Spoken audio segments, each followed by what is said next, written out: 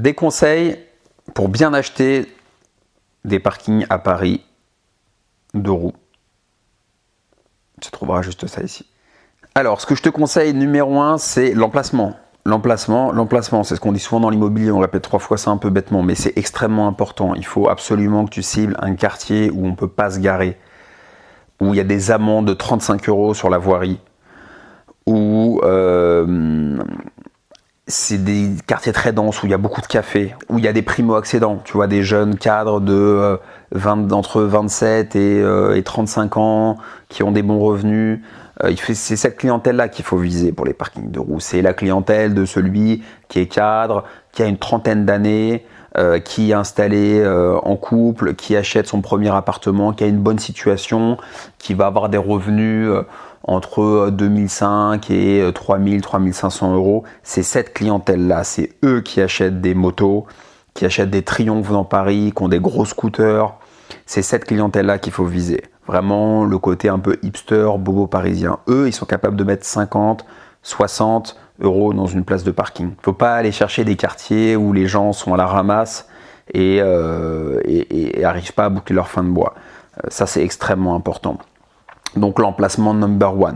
Moi, à titre privé, je t'ai dit, j'ai investi dans des quartiers que je connais extrêmement bien et où ça fonctionne bien. Je te donne 2 arrondissements bien.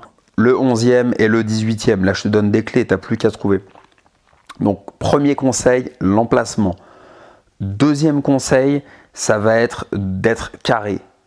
Il faut que tu sois carré avec tes locataires. Donc tu rédiges un bail simple. Si tu veux un exemple de bail, tu me laisses un commentaire ou tu m'envoies un message. Et enfin, dernier conseil, troisième conseil, il faut que tu penses bien au financement. C'est-à-dire comment tu vas financer le parking, d'accord?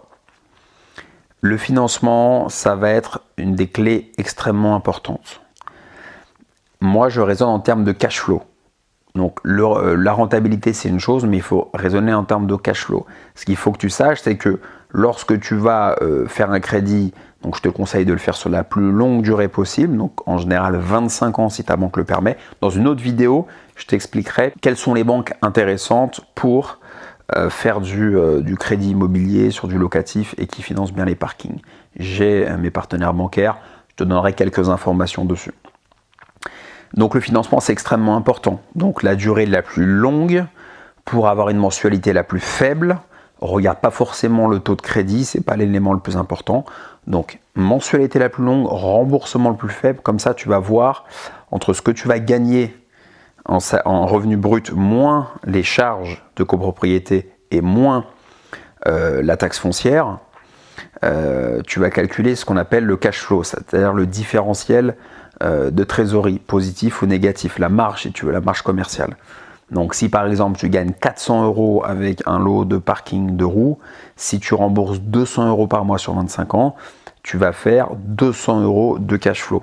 D'accord? C'est pas ce qui va te permettre de quitter ton job, mais c'est déjà un point important. C'est-à-dire que cette opération va t'enrichir, ne va pas être une opération blanche, mais elle va t'enrichir. Ok, voici les 3 points clés que je t'ai donnés. Maintenant, il ne te reste plus qu'à passer à l'action.